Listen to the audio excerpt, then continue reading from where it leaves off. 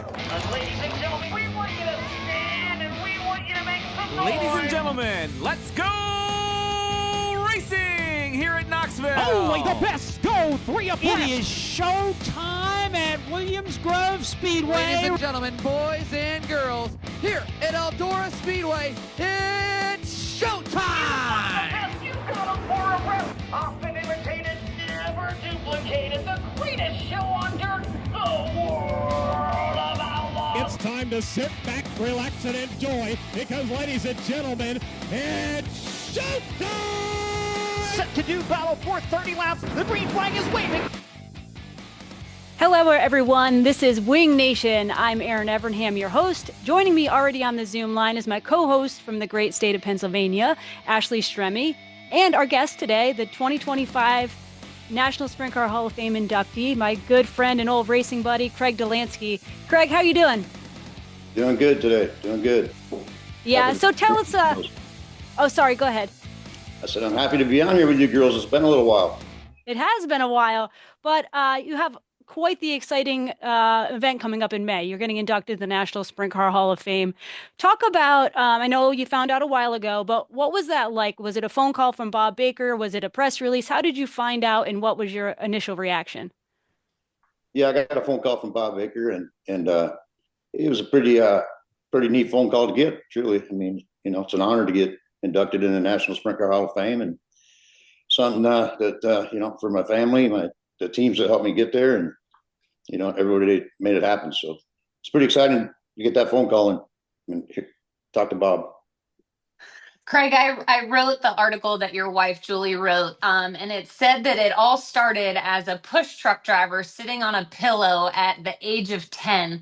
Is that like with your dad going to the races, with your dad, Bill? Is that really where it kind of culminated for you and your love and passion for sprint car racing?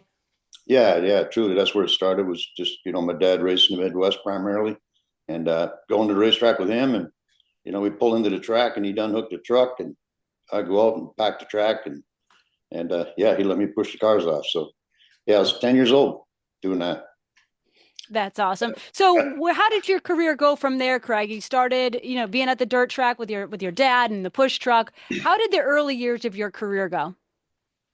Well, truly, I didn't really get started until I was early 20s. I basically went down to Knoxville Raceway and talked to Dwayne Roebuck and asked him if he'd give me a shot in his car, and he did. And I put the first year in there with them, and then they fired me at the end of that year. So one of the best things that could happen. So I just went from there, and then I drove for Bill and Fred Kane. And that was in '94, I believe. And that year, that was a good car. We made the Knoxville Nationals from 18th, past Sammy Swindell in the last lap of the B main to get into the A main. So it's pretty cool. But yeah, I mean, it was just from there, 55 car. I mean, I was in some different race cars along the way. So. Craig, at 10, when you had this, love and passion for sprint car racing, did you ever see the history that you would write?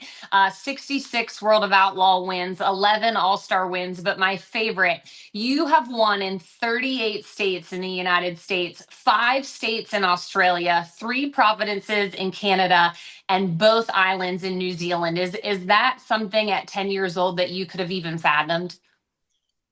Not at 10 years old, but definitely dreamed about driving sprint cars. So pretty much that's all I thought about when I was in school. Half the time I wasn't paying attention in school because I just thought this isn't going to do me much good after school. So I wanted to get racing. So, but it took me a while to get there. Like I said, I mean, I just worked some different jobs and did some different things in life. My first job out of high school was on an oil rig, and then moved houses where you jack them up, move them. And so, truly, Ashley, no, I mean, it's pretty cool to see, the accomplishments. I always want to have more, but at the end of the day, it was a pretty good career. Craig, it's interesting when you say you started your career really at 20 years old. I recently watched a thing with Steve Kinzer, and he didn't really start his career till after high school. Where nowadays, if you look at a 20-year-old kid and they don't already have their path set, they haven't already been racing for 15 years, it looks crazy. But the success that you had starting that late, do you think that's still possible for people to do, or do you think that era's over? I think it's a little more difficult, in today's Yeah. era for sure. It just seems like we're starting younger and younger. And yeah, my first year on the Outlaw Tour, I think I was 32 years old, Erin. So, Wow. it took a while to get there, but once we did, we tried to get after it. And you wasted no time at that. And then earned the name Crowd Pleaser. Craig, where did that nickname come from? Do you know who started it and kind of what the story was behind it? Yeah, it was Johnny Gibson. He tagged me with that nickname. And from what I remember, I think it was when Lasowski thought he was running the top at Knoxville, and I passed him on the outside. So I think that was where that started. I always knew that nickname had to do with on-track activity because you were very serious at the racetrack when I had the opportunity to race with you. Nothing against that at all. There's plenty of drivers that do that, but the nickname I knew came from your driving style. Talk about some of the years on the road with the World of Outlaws when you ran. I mean, to me, obviously, I'm a little bit of the older generation now. To me, that was kind of the heyday. You got to race with Steve and Sammy and Lasowski and Wolfgang, the real strong beginning era of the World of Outlaws. Talk about what it was like. It wasn't so glorious and glamorous back then. You were, from hotel to hotel and really roughing it out. What was that like from your eyes? Yeah, I mean it could be a pretty good grind out there, as you were out there for a while as well. But I just I don't know what like you say, I take it pretty serious. One second at the pick gate. But I did come over and congratulate you after you won your World of Outlaws show. You did. I actually said before the show to Craig Moore here, our producer, that you were always really helpful and positive, and I appreciated it because not all the guys were. So yes, you were intense, but you were always good to me. So thank you. Yeah, absolutely. Yeah, it was a great accomplishment that night, and I thought, man, nice work. So, but yeah, so at the end of the day, I don't know, I just had got injured a couple times, that kind of sidetracked things for a little bit, but overall, I mean, talking about them 38 states, I mean, I always enjoy going to East Coast, West Coast, North, South, down under, and truly, just a lot of great moments, a lot of great memories out there, and met a lot of people along the way. So it's definitely pretty cool. Craig, you're one of the few sprint car guys who had the opportunity to dabble, if you will, in IndyCar. Obviously, that didn't really go the way you had hoped, I'd assume. But do you wish that kind of would have played out differently and your career would have took a different path? Well, yeah, especially given the situation, how that happened. I mean, when I was testing that Indy, anytime there was a drop of rain in the air, they were, saying pit. All of a sudden we took off and started that race, and we were, I think, 9 laps in or so, and we had a crash, and it started raining down in 1 and 2. So, I was like, I'm not going to go down in there wide open and just kind of breathe out of it. But long story short, is what it is. It's behind me now, but it took a toll on me for a while. I think that happened in May. I was out for 8 months. Mm-hmm. So to overcome them injuries, I mean, that was tough. But yeah, it would have been nice to see that go a little bit better. But I was always all about sprint cars too. So, yeah. So. Craig, when I look behind you on the screen, you see a room full of trophies. Talk about some of your greatest accomplishments. What are some of those trophies that really mean the most to you? There's probably a few. I'd say one of them behind me here was from Fargo, North Dakota, and that was in 2001. And it was a 3-day show up there at that time, and had to pass Sammy and pass Steve to win that race. And then I have both of them guys in victory lane there congratulate you. That was a pretty big deal. That's amazing. There's many that I just wouldn't even, I'd have to look around a little bit, but I don't know. There's different memories tied to all of them. I was just going to ask if there was one moment off track that kind of solidified who you were as a race car driver that you can remember. A moment off the track? Yes. That would what? That solidified you and what you're doing in your sprint car racing career? Yeah, I don't know. I guess outside the racetrack, that didn't have nothing to do with racing. Well, no, just, I mean, things that might have happened behind the scenes that race fans didn't get to see that kind of really put you and made you feel like you were a part of the sprint car racing industry. Yeah, I don't know. I mean, I remember the Ironman got rained out. We got rained out, so we had to race the next day, and it was late. It was about 10 o'clock at night, and I just I had Julie drop me off at the gym. Went to the gym, worked out, just really tried to train, keep myself in shape as best I could. I train in the sauna and just do a lot of different things that helped prolong my career and keep things rolling. But I just don't. I can't pinpoint one thing, but just I don't know. Craig, talk about life after sprint car racing. I know you're still involved in the sport, but I know we've talked about some of the ups and downs of being out of the driver's seat. I look and follow your social media. Obviously, your son-in-law is a McCarl and is racing. You and Julie did a promoting at Dodge City. I see you out doing crazy yard work and getting in the freezing lake. What has it been like the last few years as far as life outside of sprint car racing? That's been good. I mean, I started doing some real estate developing and I enjoy that.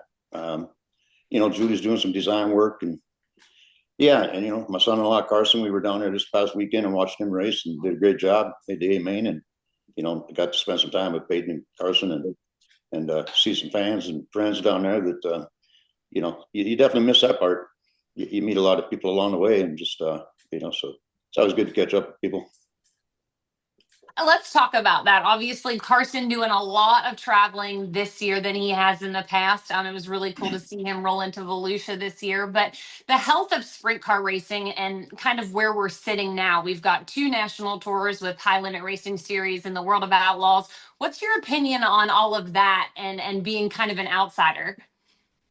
Really, I can't say that I paid a whole lot of attention to it, but it sounds like that High Limit Series that started is. They're putting some shows on and, they're out there going. So, I don't know how that's all working out so far, but, I was always a World of Outlaw guy. And so it just, I don't know. I don't necessarily watch the High Limit, but I do catch some World of Outlaw shows. I know that they were trying to do some things better for the sport. I don't know. The World of Outlaw brand's pretty strong and a lot of history there. So, but see where that goes. But yeah, it's a very exciting time. When I saw Eldora going to pay $1 million to win, I thought, wow, sure would be nice to be 20 years younger again. So me and Steve Kinzer caught up at the Nationals a couple of years ago and talked about that and Jack Hoddenchild and but talking about the era that I raced in out there in the Outlaw Tour, I wouldn't trade it for nothing. Yeah, a lot of good drivers.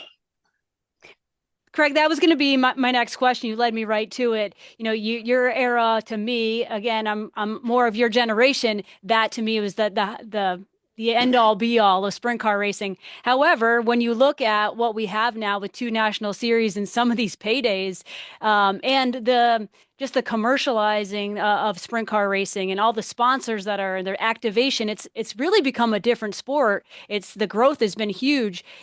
Obviously there's a part of you that would have liked to race for the big money, but you just said that you wouldn't change it for the world. What is it about that era that made it just so special? Well, it's just, from Steve, Sammy, Joey, Jack, Donnie, Mark Kinzer, Andy Hillenberg. It just was just a unique era. I'll just call it that. But yeah, today's world is a little bit different. The drivers they all seem a lot smaller and a lot younger. So, I don't know. Yeah, just a lot of great memories with some great race car drivers during my time. When you were traveling across the country with these guys, is there anyone that you kind of traveled with? Was there a group of you that all went together to the next racetrack? Not necessarily. We would, our kids would hang out at the racetrack. When Mark was out there on tour, I forget Paul McMahon too. Another great race car driver. But yeah, it wasn't like we just trucked on down the road together and hung out and pretty much on kill every night. So it's not always easy to do that. Greg, going back to being at the track these days, you said it's nice to be back and to see the fans, but is it still hard as a driver sometimes to go and to not be a part of the show? I mean, even for myself, I sometimes feel that way, but for someone like you who accomplished so much in the sport, there's still got to be moments where you wish you were on track. Oh, absolutely. I mean, a couple of years ago, I was talking with Steve and Jack, and it's definitely difficult to step away, and and it took me a while to get my mind around that. It's just, but truly now, I mean, it's not that I have that desire now. I'm older, injuries. Some days I wake up and I'm like, man, what did I do to my body? But yeah, it was it's difficult for sure. You don't really plan for it. You just don't think about that part. It's going to come to an end at some point, but you just never know when. So, but no, I'm in a good place, and things are going good, and I enjoy. I do enjoy getting to the races and watching Carson. He does a great job, and him and Peyton's his crew chief, so she's trucking around there. It's amazing watching her and what she's doing, and helping him, and watching them two work together as a team. It's pretty cool. Is it cool to kind of see that next generation, knowing that that's what you and Julie did and now seeing them do it? Are you helpful? Are you a mentor to Peyton when it comes to all of that? Or is she kind of just out there figuring it out on her own? Oh yeah, no, I think it's pretty neat to watch how that all evolved. We had some pictures of Peyton. She's under my car when she's probably 3 years old, scraping mud, laying on the ground, and she's always a big fan of Erin. So my little buddy. Cool. But Peyton, she's she's pretty awesome in a lot of different ways, and to have her doing what she's doing there with Carson, I think it's pretty cool. But I never really would have thought that I'd be with Terry McCarl sometimes at somebody's holidays and things. But here we are. Terry and Larry are great people, and treat my daughter very well. They all do. So good family. And it's just definitely different, But Carson's a great guy, and he's good to Peyton too. So that's all good. That's awesome. So wait, Peyton is really the crew chief on the car? She primarily, yeah. Really? So I mean, I don't get to make it to the track very often anymore, but I've never seen so she's really in there wrenching and working on setups. That's so cool. No, Erin, I was like, okay, yeah, no, but she's pushing the car around the pits. All right, well, still, that's cool. A lot of girls won't even do that. Right. Yeah, but no, I'm not talking crew chiefs. No. I was gonna be like, man, I am so impressed. Peyton can do everything. She's beautiful. She can crew chief. Jeez. Right. Yeah, it was figure of speech, but yeah, she's Listen, sometimes it's just her and him going, to the races. Yeah. That's awesome, though. Yeah, she was my fan and my little buddy. She used to come, visit me all the time at the track. Your sons too. How are they doing? They were involved in the sport here and there for a while. What are they up to these days? Yeah, they were, and my one son Luke is out in Pennsylvania. Got two sons out there, my two grandboys, and him and Maggie Dara. Another racing family. And then my son Garrett, he's an electrician. Just cranking, doing well. Very good trade to be in, and he just wanted to go a different direction. So, and I can't blame him for that. They've seen plenty of ups and downs, and some of the stuff you go through, at the racing. But yeah, they're all doing good. So, Craig, do you have a hobby that kind of filled the need of or want of racing to fill your time now? In the wintertime, it's always fun to jump on a snowmobile, and the opportunity presents itself. You got to have snow for that. We haven't been getting much snow. Outside of that, I'm a bit of a lumberjack. Enjoy cutting some wood, and miscellaneous stuff. Get on the water every once in a while. Yeah. That's awesome. Craig, well, we'll let you go in a minute. One more question for you. May 31st is the induction. I'm sure you're going to be surrounded by friends and family and people who you drove for and worked with. What does it mean to you to get up on that stage? And what are your thoughts about that day? It's a pretty big day for a sprint car driver to be inducted in the Sprint Car Hall of Fame. Yeah, it is. Absolutely. It's, it'll be a very special moment. And again, just thankful for the teams and team owners and sponsors and your crew guys. I mean, that that made that happen. So it wasn't just all about Craig. But it's going to be, a special moment. I really haven't thought about it a whole lot. Erin probably will once I get there, but it's something that it's an honor, and a lot of great drivers and people have been inducted in that Hall of Fame. So it'll be a pretty cool experience, I think. It'll hit me when I get there. Yeah. Well, thank you so much for your time today. Appreciate all that you did for me during my career, but congratulations on an amazing career in being inducted into the Hall of Fame. Thank you. I appreciate that very much, Erin. Appreciate that. And Ashley, and it's great to see you guys. And keep up the good work on Wing Nation. I do. Thank you very much. Not everyone's want to. Thank you. Yeah, you're welcome. Awesome. Well, stay with us. More Wing Nation in just a minute. 3, 2, 1. Start your engine. The NASCAR channel is streaming now, exclusively on Tubi. Go deeper into NASCAR with 24/7 news, documentaries, and explore the vault of timeless NASCAR stories and unforgettable races. From crushing defeats to the thrill of victory. Go, baby! The NASCAR channel, always on, always free. Only on Tubi. Welcome back. This is Wing Nation. Ashley, great to catch up with Craig Dollansky. What a storied career and, a wonderful person. It's kind of neat to hear what he's doing after racing and to think he started his career at 20 years old. That's still mind blowing to me. Yes, obviously somebody you and I looked up to as kids, or when you were on tour with them. So it's awesome to hear that he's still involved with racing on the minimal, which I think a lot of guys try to do now. It's hard to separate those two paths, but always good to hear from Craig, and awesome to see him in the Hall of Fame. Yeah, it sure is. So let's catch up. What's going on in Ashley Stremme's life? How's Lethal Chassis? How's mom life treating you? How's David treating you? How's life? You don't have time for the last part, but no, everything's good. I think Mother Nature is actually starting to play nice this week, so we might finally be able to be in full race mode. We're about to make a trip to Illinois for about 9 nights of racing. So, all well and good. My son, has a piece of metal floating in his eye. So no big things happening here. How was your trip to Rhode Island? Is everything well and good? How's Kate in the horse world? Well, everything is well and good in Rhode Island. It was great to see family and to get to spend some time in Newport. The riding world, we're in a little moment here where we're not really sure it's what we want to do. So I think that's probably really age appropriate and considering how much time and effort it takes. But as a parent who has committed all the time and effort, it's a little bit challenging. But we're getting through it. We're getting through it. So no, all is well. Let's talk some sprint cars. How about World of Outlaws at Knoxville? They got rained out Friday night or missed it out or whatever they called it, but Saturday was a pretty good show. Yes, Saturday, the one and only Rico, right? And none other than over Kyle Larson. Incredible race. Shame we couldn't get Rico on today. He had I forget, an appointment or something that he couldn't join us, but it would have been cool to hear what he had to say. But great race and a huge field of cars, 64 cars. So couple great races these last few weekends on the road. Yeah, there have been. Pretty amazing. I think if the race had gone a little longer, Kyle Larson was about to do Kyle Larson things, but great to see Rico back in victory lane.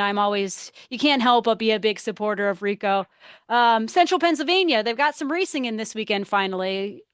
What happened? What's up? What's going on in your neck of the woods? Yeah, Anthony Macri, twice at Williams Grove and the Sterner Memorial at Lincoln. And then Port Royal, Michael Walter II got his first 410 career win. So that was huge. We were actually there for that one. So it was really awesome to see him finally get that done. Knowing the Walter family, I don't know Michael that well, but I know the rest of them. And so I know it was a huge, huge deal for all of them. Of course, as you know, any 410 win, your very first one is a huge deal, Erin. Yes, of course. And I wanted to give Danny Dietrich a shout out. We were watching the race from Williams Grove when Cale Thomas got in that crazy kind of flip and the rear end caught fire, whatever it was. But to see Danny hop out of the car and try to go help, he kind of gets a bad rap sometimes for being so outspoken. But I always think it's neat to see a driver do something like that, put themselves on the line. I mean, he hopped out of that car with sprint cars still on the track to try to go help. Yes. I think Danny, like you said, gets a bad rap, but I think down at the bottom of the end of the day, he's got a good heart. And, no one wants to see that happen to their, whether it's their competition or one of their buddies up on the track. But huge, huge kudos to Danny Yeah. for stepping out and making that happen. Just crazy what this world is coming to, and what we see in this sprint car world and what's happening. And then obviously Cale announced his departure from the Shark 1A, so it'll be interesting to see who jumps back in that ride. Yeah, it will be interesting. It's kind of neat. Now that we've kind of gone off the rails a little bit, some of the social media recently has been interesting. I thought it was neat when David Gravel put like Outlaws versus High Limit, like what's your polls? Like who do you like? I think it's interesting. Last year everyone seemed to kind of play nice and kind of trying to figure out. This year it seems like there's a little bit more talk, and some people are really reserved on their thoughts, but other people are getting a little bit more outspoken. What are your thoughts about it just becoming more of a topic this year? Yeah, I think we're going to see that as they both continue to grow, and they're both going to take each other's ideas to grow, I think. Hmm. And that's interesting in itself because they both want to be different, but yet they also want to try to top the other one, is kind of what I'm gathering from it. Hmm. I think the World of Outlaws have stayed more quiet, in my opinion. I Hmm. think David speaking out is kind of like the first one to maybe go off track with that. So maybe we'll see more jump on that bandwagon. Um, and personally, to me, I don't know. We have the World of Outlaws versus Posse rivalry, but that is something the fans make happen, right? Not the series themselves.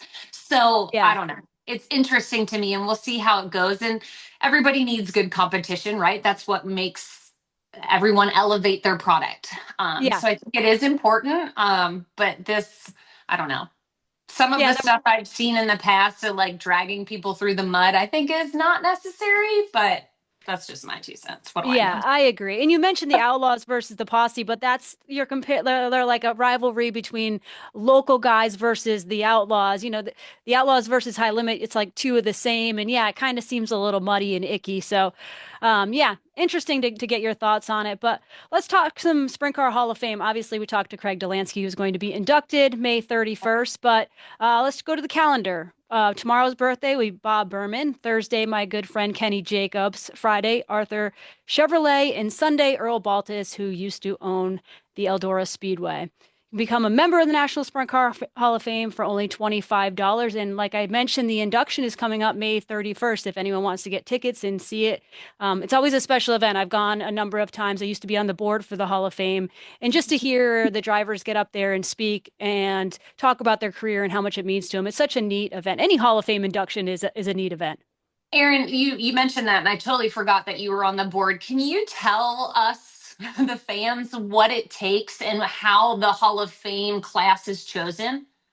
Actually, being on the board, we're not really any part of the classes. There's a whole committee. I think it's probably something similar to what like the NASCAR Hall of Fame does, but on obviously a much smaller scale. They have a committee. You have to be nominated to be inducted, and then I don't even know how the process exactly works because, like I said, we weren't really part of it. We were more on the financials and how to keep it running and raising money and all that good stuff. But it's a long, well thought out process they put in, place years and years ago when they first started.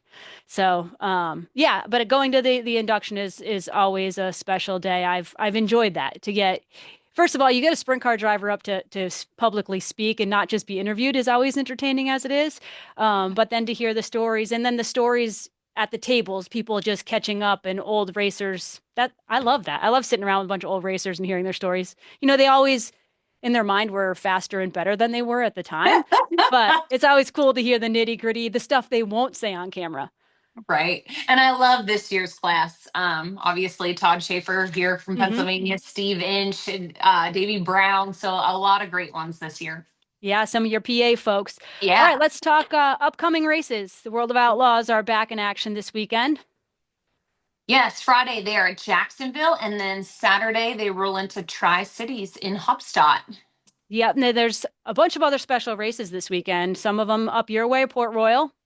Yeah, we have the Keith Kaufman Classic this weekend, always a good one to hit. And then King of the West rolls into, what is it, Thunderbolt into Larry for the Chris and Brian Faria Memorial. Yep, and the IRA sprints have a big one at Beaver Dam with the Glenn Hefner Memorial. There's a bunch of season openers hopefully happening this weekend, weather depending, of course. Where can we catch those? Fridays at Lernerville, right here in Pennsylvania. And then Saturday, we've got Fremont, Skagit, Wayne County, Farmington, and Empire. So, folks, there is a racetrack opening near you soon. Get your tails there. Get your tails there. Where are the Stremmies headed this weekend? We are going to test at Port Royal Thursday night, and then we might race Bedford Saturday, but we're just kind of gearing up for the 9-day swing in Illinois. So, Oh, 9 days. Whew. 9 days in Illinois. Sounds like good times. Well, it's always great to catch up with you and to host with you. So thank you very much. And thank you, obviously, to our guest, Craig Dollansky. And congratulations to him again on his induction to the Hall of Fame. Most importantly, though, thank you all for tuning in and listening to us today on Wing Nation.